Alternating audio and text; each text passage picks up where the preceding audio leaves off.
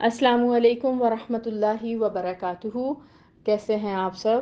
اللہ تعالیٰ سے دعا ہے کہ اللہ تعالیٰ آپ سب کو اپنے حفظ و امان میں رکھیں، صحت سلامتی کے ساتھ رہیں جہاں پر بھی ہیں، اور اللہ تعالیٰ آپ کو ایمان اور تقوی کی بہترین حالتوں میں رکھیں، آمین۔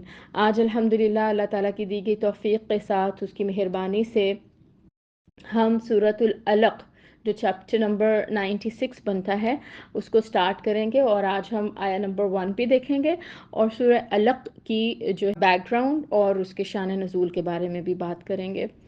سٹارٹ کرتے ہیں اپنے لیسن کو۔ الحمد للہ رب العالمین، الصلاۃ والسلام علی اشرف الانبیاء والمرسلین وعلی آلہ وصحبہ اجمعین، اما بعد فاعوذ باللہ من الشیطان الرجیم، بسم اللہ الرحمن الرحیم۔ رب اشرح لی صدری ویسر لی امری واحلل عقدۃ من لسانی یفقہوا قولی، رب زدنی علما، اللہم فقہنا فی الدین، اللہم بارک لنا فی اوقاتنا، آمین یا رب العالمین۔ سورۃ العلق کی آیا نمبر 1 سٹارٹ کرنے سے پہلے ہم دیکھتے ہیں کہ نبوت کی ابتدا یا وحی کا آغاز کس طرح سے ہوا تھا۔ گو کہ بہت سارے لوگ جو ہیں وہ اس کے بارے میں جانتے ہوں گے، آلریڈی ہم بچپن میں اس کے بارے میں پڑھتے بھی آئے ہیں اور جانتے بھی ہیں، لیکن یہاں پر ہم اس کو ریوائز کریں گے کیونکہ یہ ریلیٹ کرتا ہے اس سورہ مبارکہ کے ساتھ۔ صحیح اور دوسری معتبر روایات سے ثابت ہے، اور جمہور سلف کا بھی اس پر اتفاق ہے کہ وحی کی ابتدا سورہ علق یعنی اقرا سے ہوتی ہے، اور اس سورت کی ابتدائی 5 آیتیں معلم یعلم تک سب سے پہلے نازل ہوئیں۔ اب کچھ ایسے حضرات بھی ہیں جنہوں نے سورہ مدثر کو سب سے پہلی سورت قرار دیا ہے، اور کچھ ایسے حضرات ہیں جنہوں نے سورہ فاتحہ کو پہلی سورت قرار دیا ہے۔ اس کی لاجک کیا ہے ہم دیکھتے ہیں سٹیپ بائی سٹیپ۔ زیادہ تر ہم دیکھیں اگر تو اسی بات پر اتفاق ہے کہ سب سے پہلے سورہ اقرا کی 5 آیات مبارکہ ہی نازل ہوئی تھیں، اور اگر بات کی جائے ان حضرات کی جو سورہ مدثر کو پہلی سورت قرار دیتے ہیں تو ان کا ایسا کہنے کی وجہ کیا ہے، اس کے بارے میں یہ آتا ہے کہ نزول قرآن میں جو پہلی 5 آیات نازل ہوئیں، سورہ علق کی 5 آیات، اس کے بعد پھر وحی کا سلسلہ رک گیا تھا اور گیپ آ گیا تھا، اور یہ جو گیپ آیا تھا اس کی وجہ سے آپ صلی اللہ علیہ وآلہ وسلم کو سخت تکلیف، رنج اور غم بھی پیش آیا، اور پھر کیا ہوا کہ اچانک حضرت جبرائیل امین دوبارہ سامنے آئے اور سورہ مدثر کی آیتیں جو تھیں وہ نازل ہوئی تھیں، اور اللہ تعالیٰ نے ان میں آپ صلی اللہ علیہ وآلہ وسلم کو حکم دیا تھا باقاعدہ طور پر تبلیغ کرنے کا، ٹھیک ہے۔ تو اس حوالے سے کچھ حضرات کا یہ موقف ہے کہ سورہ مدثر جو ہے وہ پہلی سورت ہے جو نازل ہوئی تھی، اور کچھ حضرات جو سورہ فاتحہ کو پہلی سورت قرار دیتے ہیں ان کی لاجک یہ ہے کہ یہ وہ پہلی مکمل سورت ہے جو نازل ہوئی۔ سورہ فاتحہ کی 7 آیات ہیں اور یہ سب ایک ہی وقت میں نازل ہوئی تھیں، اس حوالے سے اس کو پہلی سورت کہا جاتا ہے۔ اب ہم یہ دیکھیں گے کہ صحیح کی ایک طویل حدیث میں نبوت اور وحی کی ابتدا کا واقعہ بیان ہوا ہے، اور وہ اس میں حضرت ام المومنین حضرت عائشہ رضی اللہ تعالیٰ عنہ فرماتی ہیں کہ سب سے پہلے رسول اللہ صلی اللہ علیہ وآلہ وسلم پر سلسلہ وحی جو تھا وہ سچے خوابوں سے شروع ہوا تھا، جس کی کیفیت یہ تھی کہ جو کچھ آپ صلی اللہ علیہ وآلہ وسلم خواب میں دیکھتے تھے بالکل اسی کے مطابق واقعہ جو تھا وہ رونما ہو جاتا تھا، پیش ہوتا تھا، اور پھر اس میں کسی تعبیر کی ضرورت نہیں ہوتی تھی، صبح کی روشنی کی طرح واضح طور پر خواب میں جو دیکھا ہوتا تھا وہ واقعہ آپ کے سامنے آ جاتا تھا۔ اس کے بعد کیا ہوا کہ آپ صلی اللہ علیہ وآلہ وسلم یکسوئی اور خلوت میں عبادت کے لیے غار حرا کی طرف جانے لگے۔ آپ نے غار حرا کو منتخب فرمایا مخلوق سے یکسوئی کے لیے اور خلوت میں عبادت کرنے کے لیے۔ یہ غار ہرا کہاں پر واقع ہے؟ غار ہرا مکہ مکرمہ کے قبرستان جنت المعلیٰ سے کچھ آگے ایک پہاڑ پر ہے جس کو جبل نور کہا جاتا ہے، اور اس کی چوٹی دور سے نظر آتی ہے۔ حضرت صدیقہ فرماتی ہیں کہ آپ اس غار میں جا کر راتوں کو رہتے اور عبادت کرتے، جب تک اہل و عیال کی خبر گیری کی ضرورت پیش نہ آتی تھی وہیں مقیم رہتے تھے، اور اس وقت کے لیے آپ ضروری توشہ لے جاتے تھے، اور پھر جب توشہ ختم ہوتا تو پھر واپس حضرت خدیجہ ام المؤمنین کے پاس تشریف لاتے اور مزید کچھ دنوں کے لیے توشہ لے جاتے، یہاں تک کہ آپ اسی غار ہرا میں تھے کہ اچانک آپ کے پاس حق یعنی وحی پہنچی۔ غار ہرا میں خلوت آپ نے کتنی مدت کے لیے اختیار کی، اس کے بارے میں علماء کا اختلاف ہے۔ کچھ علماء کے نزدیک اور صحیح کی روایت کے مطابق آپ نے 1 ماہ یعنی پورے ماہ رمضان میں اس میں قیام فرمایا تھا، اور حضرت صدیقہ فرماتی ہیں جب وحی آنے کی صورت ہوئی تو کیا ہوا کہ فرشتہ یعنی حضرت جبرائیل امین علیہ السلام آپ صلی اللہ علیہ وآلہ وسلم کے پاس آئے اور آپ سے کہا اقرأ یعنی پڑھیے۔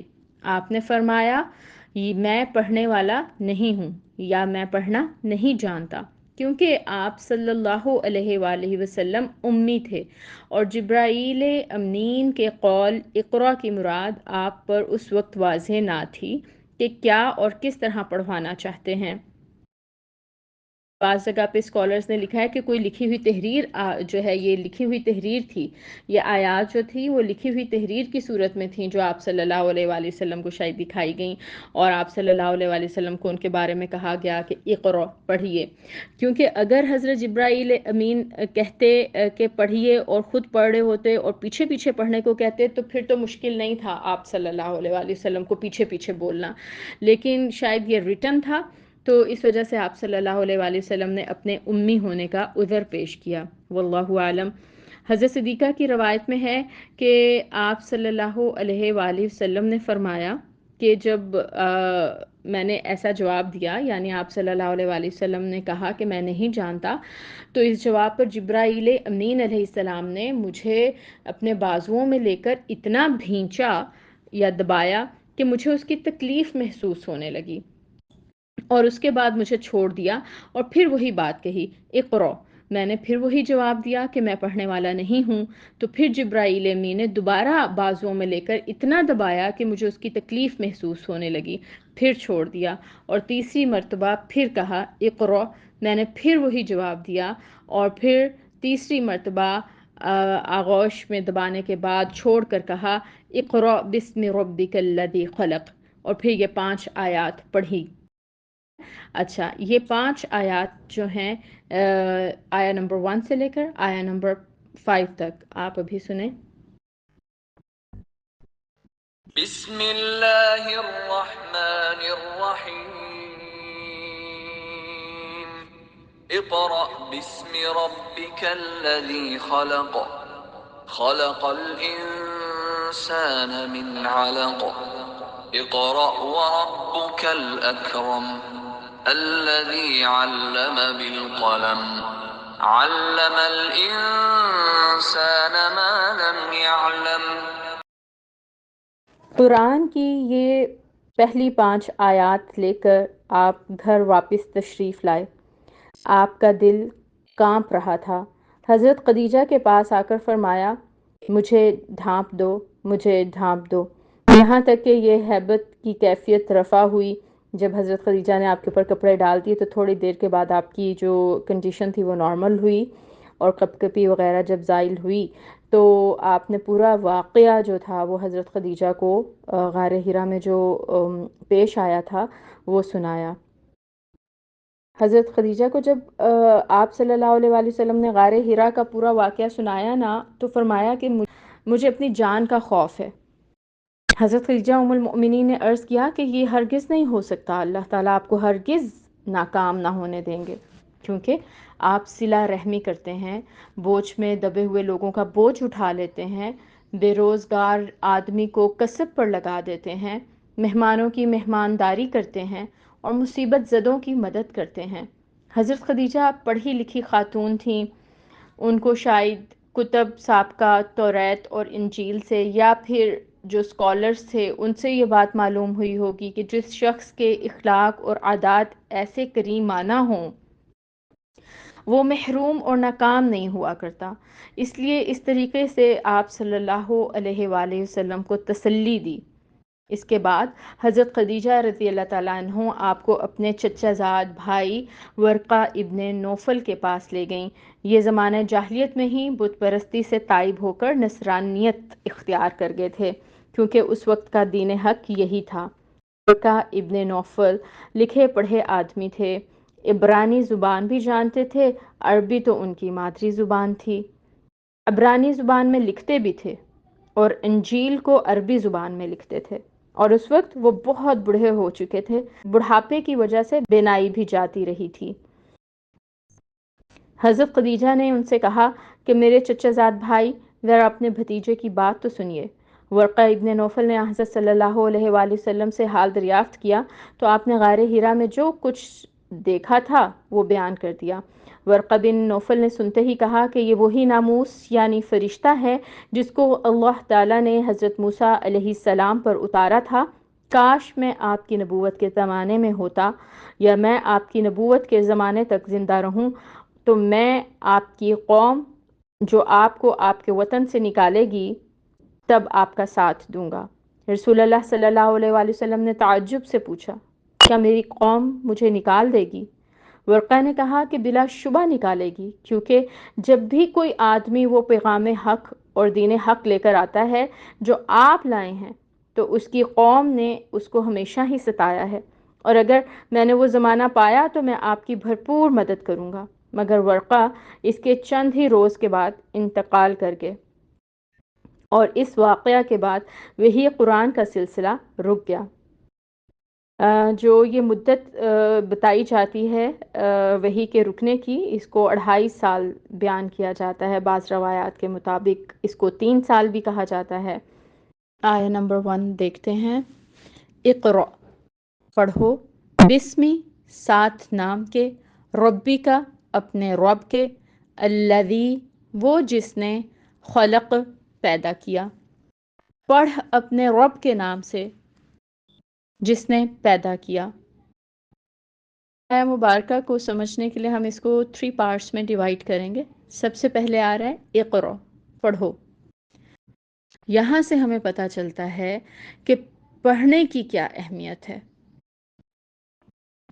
دوسری بات، جیسا کہ ہم نے پہلے شروع میں بھی اس بات کو ڈسکس کیا ہے کہ اسکالرز نے یہ نظریہ بھی اپنا دیا ہے کہ یہ جو پڑھنا حضرت جبرائیل علیہ السلام نے ڈیمانڈ کیا تھا آپ صلی اللہ علیہ وآلہ وسلم سے پہلے وحی کے موقع پر، تو یہ شاید ریٹن فارم میں تھا، کیونکہ وہ جب ریٹن فارم میں آپ صلی اللہ علیہ وآلہ وسلم کو دکھایا گیا تو آپ صلی اللہ علیہ وآلہ وسلم نے کہا کہ میں نہیں جانتا۔ اگر ویسے ہی پڑھنا ہوتا تو پھر تو پیچھے پیچھے بولنا تھا، وہ تو آپ صلی اللہ علیہ وآلہ وسلم ویسے ہی بول لیتے، لیکن شاید یہ ریٹن فارم میں تھا، اس وجہ سے آپ صلی اللہ علیہ وآلہ وسلم نے یہ اسٹیٹمنٹ دی کہ میں نہیں جانتا۔ پھر آگے آ رہا ہے بسمی، ساتھ نام کے، ربی کا، اپنے رب کے۔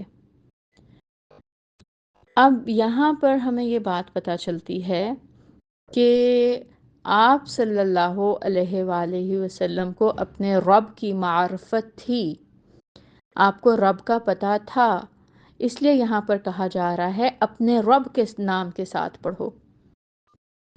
اس لیے یہاں پر یہ کہنے کی ضرورت پیش نہیں آئی کہ آپ کا رب کون ہے، بلکہ یہ کہا جا رہا ہے کہ اپنے رب کا نام لے کر پڑھو، اپنے رب کے نام کی برکت سے تو قاری بن جائے گا۔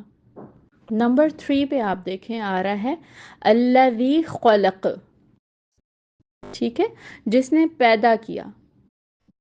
تو اللہ تعالیٰ نے پڑھنے کا حکم دیتے وقت اپنے رب ہونے اور پیدا کرنے کی نعمت کا ذکر فرمایا ہے، کیونکہ اسکالرز کہتے ہیں سب سے پہلی اور بڑی نعمت پیدا کرنا ہے۔ باقی تمام نعمتیں اس کے بعد ہیں۔ خلق ہی نہ ہو تو کچھ بھی نہیں۔ دوسری نعمت رب ہونا، یعنی پرورش کرنا۔ تو اللہ تعالیٰ نے کہا کہ اپنے رب کے نام کے ساتھ پڑھیں جس نے پیدا کیا۔ اب اس پیدا کرنے میں یہ نہیں کہا کہ کسے پیدا کیا، بلکہ اس کی ضرورت یہاں پر محسوس نہیں کی گئی یہ بتانے کی، کیونکہ اللہ تعالیٰ نے ہی پوری کائنات کو خلق کیا ہے، تخلیق کیا ہے۔ پھر اس کائنات میں جو بھی چھوٹی سے لے کر چھوٹی اور بڑی سے لے کر بڑی چیز ہے وہ اللہ تعالیٰ ہی کی پیدا کرتا ہے۔ تو الذی خلق سے ہم نے یہ سمجھا کہ اس رب کا نام لے کر پڑھنے کا کہا جا رہا ہے جو خالق ہے پوری کائنات کا اور کائنات میں موجود ہر شے کا۔ تو یہ آیت ہمیں واضح کر رہی ہے پڑھنے کی اہمیت کو بھی، اور پھر یہ کہ ہر کام کو بسم اللہ کے ساتھ، اللہ کے نام کے ساتھ، اپنے رب کے نام کے ساتھ سٹارٹ کرنا چاہیے۔ اللہ تعالی ہمیں اپنی آیات کی بہترین معرفت عطا فرمائے، آمین۔ سبحانک اللہم و بحمدک اشہد ان لا الہ الا انت استغفرک و اتوب الیک۔ السلام علیکم ورحمۃ اللہ وبرکاتہ۔